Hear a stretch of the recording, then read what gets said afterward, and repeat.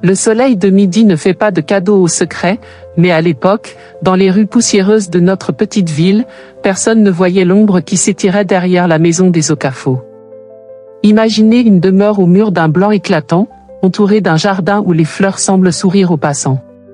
C'était le royaume de Monsieur et Madame Okafor.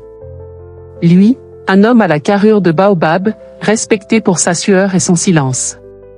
Elle, une femme dont le pagne était toujours impeccable, portant sur son visage la douceur d'une fin d'après-midi d'été. Ils étaient l'orgueil de notre quartier, l'image que l'on montrait aux jeunes mariés pour leur dire « Regardez, voilà le bonheur ». Et puis, il y avait les enfants. Amara, l'aînée, était une perle de joie.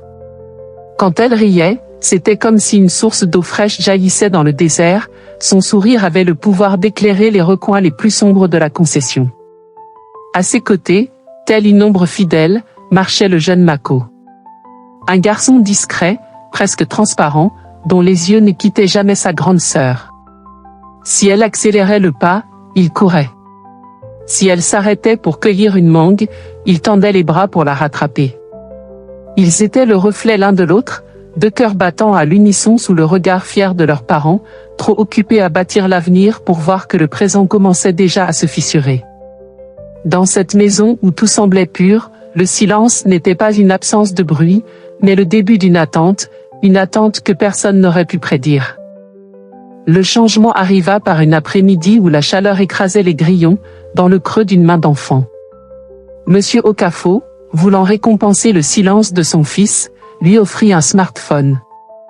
Pour Mako, l'objet brillait comme une pierre précieuse, un miroir noir capable de refléter des mondes dont il n'avait jamais rêvé.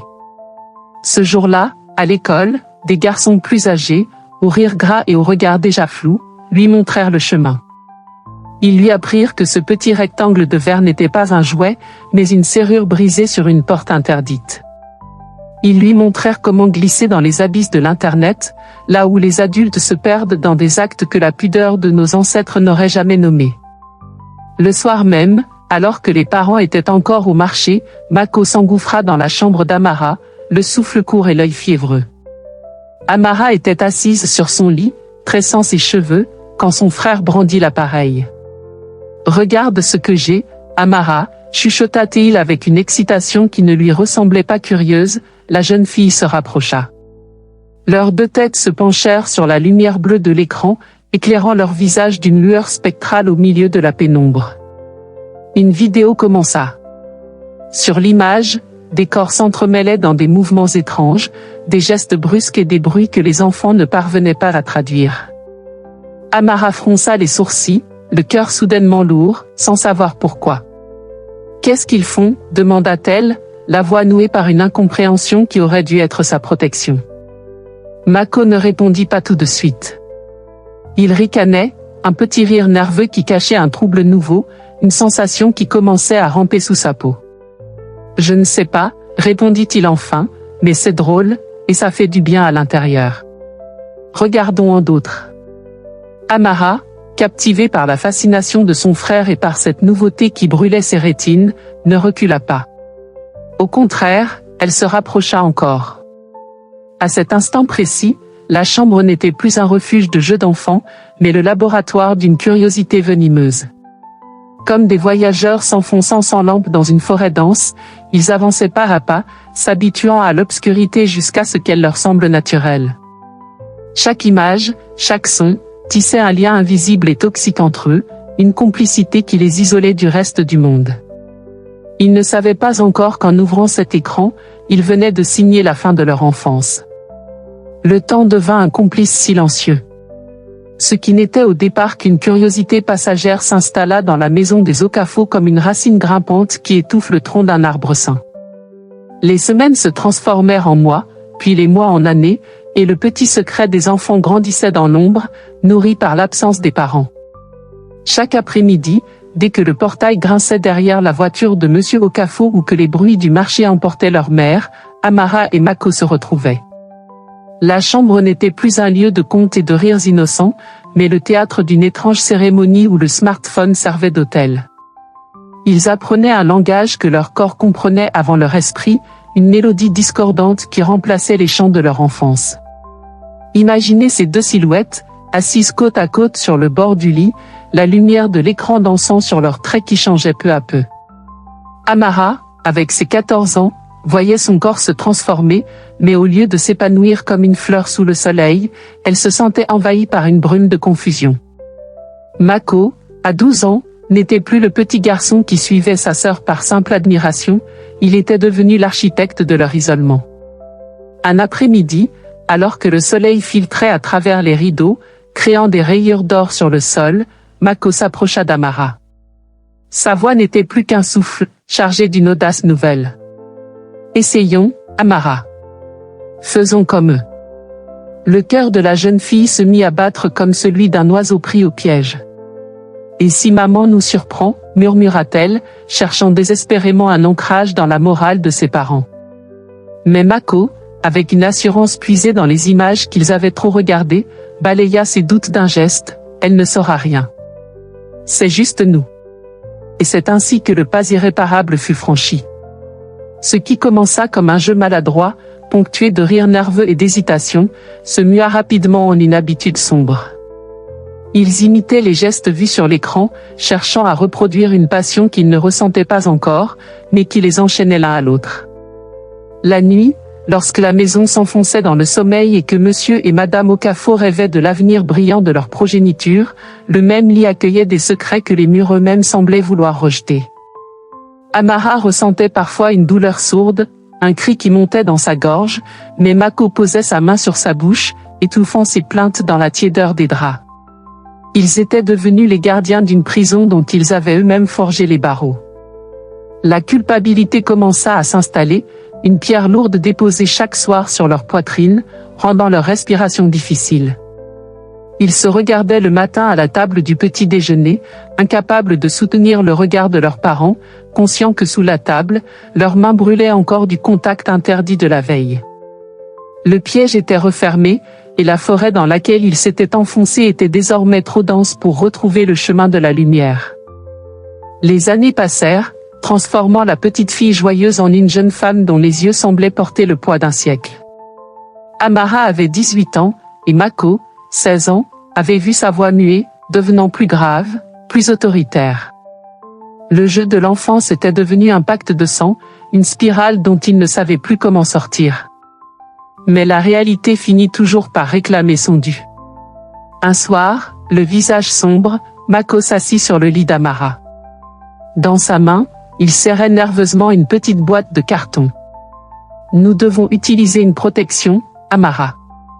C'est plus sûr. » La jeune femme frémit. Le danger n'était plus une idée abstraite, il avait désormais un nom et une forme. Le lendemain, Mako franchit le seuil d'une pharmacie, le cœur battant à rompre ses côtes, évitant le regard de la vendeuse pour acheter ce rempart de plastique. Mais le destin est un joueur cruel. En rentrant dans le salon familial, la boîte glissa de sa poche, tombant sur le tapis comme une grenade prête à exploser. « Mako! Qu'est-ce que c'est que ça ?» La voix de Monsieur Okafo tonna, faisant vibrer les cadres au mur. Il tenait l'objet entre deux doigts, ses yeux brûlants d'une suspicion qu'il n'osait pas encore nommer. Le garçon se figea, le sang se glaçant dans ses veines. « C'est pour un projet à l'école, papa. » Les cours de sciences. Le silence qui suivit fut éternel. Monsieur Okafo fronça les sourcils, scruta le visage livide de son fils, puis, avec un soupir de mépris, jeta le paquet sur la table. L'alerte était passée, mais le répit fut de courte durée. Bientôt, les protections vinrent à manquer, et dans l'insouciance désespérée de leur lien, ils continuèrent de braver l'impossible. À 19 ans, le verdict tomba dans la chambre d'Amara, sous la forme de nausées matinales et d'un vertige qui ne la quittait plus. « Mako, je crois que je porte un enfant », murmura-t-elle, les larmes creusant des sillons de honte sur ses joues pâles. Le monde s'écroula autour d'eux. Dans un élan de panique, ils vidèrent leurs petites économies et se rendirent dans une clinique miteuse, loin des regards familiers. Ils inventèrent des mensonges, parlèrent d'expériences scolaires ratées, de pilules nécessaires pour des raisons obscures. L'infirmière, au regard las, leur tendit des flacons sans poser de questions, mais ses yeux disaient qu'elle savait. De retour à la maison, Amara avala ses poisons, son corps secoué de tremblements et de sueur froide, tandis que Mako lui tenait la main, sa propre voix tremblant de doute. « Personne ne saura jamais », répétait-il comme un mantra. Mais ce n'était que le début d'un calvaire silencieux. Les grossesses se répétèrent, et avec elles, les visites clandestines chez des médecins de l'ombre. Amara ne savait pas qu'à chaque fois qu'elle tentait d'effacer les traces de leur faute, elle effaçait aussi une partie de son propre futur. Son utérus devenait un champ de bataille dévasté, une terre brûlée où plus rien ne pourrait jamais pousser. Leur lien, autrefois rempart contre la solitude, était devenu une chaîne lourde, les liant à un secret qui dévorait leur âme de l'intérieur. Le temps, dans sa course indifférente, finit par offrir à Amara une porte de sortie, ou du moins, ce qu'elle croyait être une délivrance. À 24 ans, elle rencontra Shuka. C'était un homme à la prestance naturelle, dont la richesse n'avait d'égal que la noblesse de son cœur. Pour Amara, Shuka représentait la lumière, une chance de laver les taches indélébiles de son passé et de s'évader de l'ombre oppressante de Mako. Quand il glissa à son doigt une bague dont le diamant scintillait comme une promesse de pureté, elle accepta avec un mélange de soulagement et de terreur. Elle voulait renaître. Elle voulait oublier les après-midi de silence et les nuits de honte dans la chambre des Okafo. « Nous ne pouvons plus continuer, Mako », dit-elle avec une fermeté nouvelle, le regard fuyant celui de son frère. La réaction de Mako fut celle d'un homme que l'on ampute, un cri étouffé, un visage décomposé par la peur de l'abandon. « Tu ne peux pas me laisser ainsi », murmura-t-il. Mais Amara était déjà ailleurs, portée par l'espoir d'une vie normale. Pourtant, le passé n'est pas un vêtement que l'on retire à la tombée de la nuit, c'est une peau. 3 années s'écoulèrent dans le foyer de Shuka, 3 années de bonheur de façade, mais une ombre s'invita rapidement à leur table, le berceau restait désespérément vide. Shuka, d'abord patient, vit son désir de paternité se transformer en une inquiétude sourde. Sa famille commençait à murmurer, les parents d'Amara multipliaient les prières et les jeûnes, allant jusqu'à lui offrir de l'eau bénite rapportée par un prophète de passage. Mais aucun miracle ne venait remplir son ventre. Allant voir un spécialiste, finit par dire Shuka, sa voix douce mais inflexible. Amara sentit alors le sol se dérober sous ses pieds. L'heure de la récolte était arrivée. Dans le cabinet du médecin, le silence était plus tranchant qu'un scalpel. L'homme en blouse blanche ne regarda pas Amara dans les yeux quand il rendit son verdict. « Madame, votre utérus est un paysage de ruines. Les interventions répétées, ces avortements que vous avez subis, ils ont laissé des cicatrices que la médecine ne peut effacer. Vous ne porterez jamais d'enfant. » Ces mots tombèrent comme la foudre, brisant le cœur d'Amara en 1000 éclats de verre. En sortant de l'hôpital, le silence de Shuka à ses côtés était plus lourd que toutes les accusations. Ce soir-là, dans le salon de leur maison, la pression devint insupportable. Shuka exigeait la vérité, et les parents d'Amara, alertés par la détresse de leur gendre, se joignirent à la confrontation. Amara, acculée, sentit la digue céder. Les sanglots déchirèrent sa gorge, et dans un souffle qui ressemblait à une agonie, elle lâcha les mots interdits, « Marco et moi, tout a commencé quand nous étions enfants. » Le silence qui suivit l'aveu d'Amara fut plus terrifiant que n'importe quel cri. Sa mère s'effondra, les mains plaquées sur la poitrine comme pour empêcher son cœur de s'échapper, tandis que son père restait figé, le visage livide, transformé en une statue de sel. Shuka, lui, recula d'un pas, ses yeux sont dans le vide, cherchant dans les traits de sa femme une trace de l'innocence qu'il avait tant aimée. Mais alors que le chaos menaçait de tout emporter, Monsieur Okafo se racla la gorge. Sa voix n'était plus qu'un murmure brisé, chargé d'une vérité plus sombre encore. « Je savais que ce jour viendrait, depuis le jour où nous avons ramené Marco à la maison. » Tous les regards se tournèrent vers le patriarche. Amara, les joues inondées de larmes, ne comprenait pas, « Marco n'est pas ton frère de sang, Amara », lâcha-t-il enfin, chaque mot tombant comme une lame sur le parquet. Madame Okafo, la voix hachée par les sanglots, expliqua alors l'impossible, après la naissance d'Amara, son corps était devenu stérile. Menacée d'être répudiée par la famille de son mari si elle n'enfantait pas un fils, elle et son époux avaient adopté Marco en secret dès son premier souffle, le faisant passer pour leur propre chair.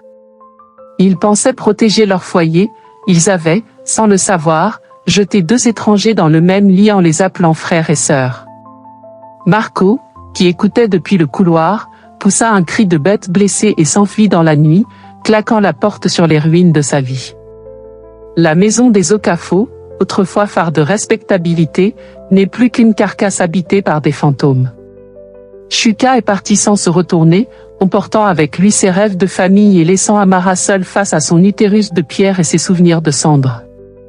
Mako, lui, s'est évaporé dans l'immensité du monde, fuyant une identité qui n'était qu'un mensonge et un amour qui n'était qu'un crime.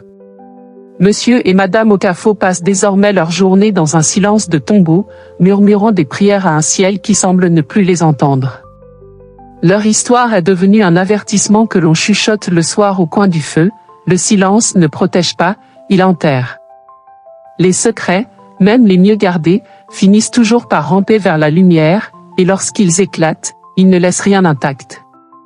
Parents, gardez vos yeux ouverts sur vos enfants, car le danger ne vient pas toujours de l'extérieur, il peut naître dans le creux d'un écran, au cœur d'une chambre close.